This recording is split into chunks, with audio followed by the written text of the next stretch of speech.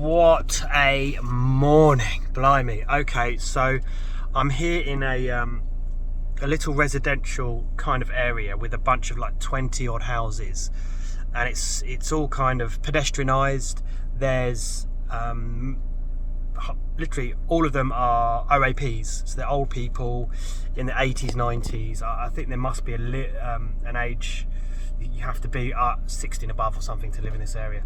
But I do about 3 properties here, and I just finished my first one, and I was halfway through my second one, and I have to walk past the garages to the back gate. And as I walked past, I saw an old gentleman with his wife sat down by the garage with the garage door open. And as I kind of opened up the gate, I kind of looked back, and then I just noticed something didn't look right.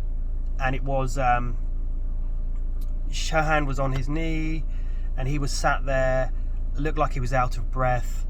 And then I looked over again, and I noticed he had a cut on his head. So I was like, oh God. So I went over there, I said, are you guys okay? I said, no, he's just fallen off his ladder. And I could see then he's got cuts on his hand and his arm and his head, and there was blood on the floor.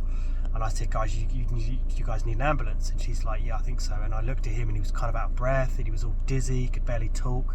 So I called the ambulance, and they came, which felt like a long time, but it wasn't that long, to be honest. But we stayed with him, and his daughter got called and came as well.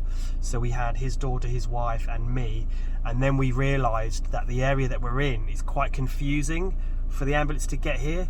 So we had like a little chain, and I went right out 2 streets out, and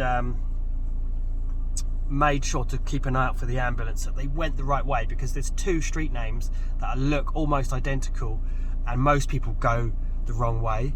So I directed them straight around the back of the garage, and they got there and checked him over, made sure he's okay, and yeah.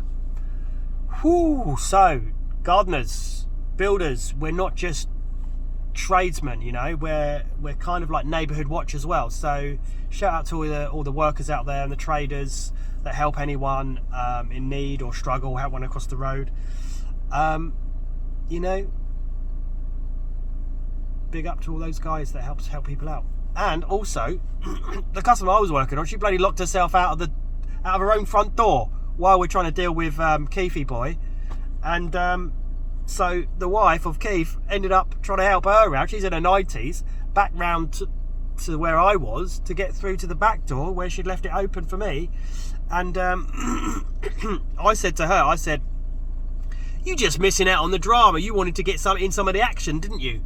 And she laughed, and she's like hobbling along, and she had like a broom as a walking stick, bless her. So she got around the back, and all was well. Keith's now back in his house. He didn't need to go to hospital. They checked him over, they checked all his vitals, and he's fine. He's walked himself, well, they helped him back in, but he was walking with his own legs back into his house, and it all went well. So happy days, back onto the next job.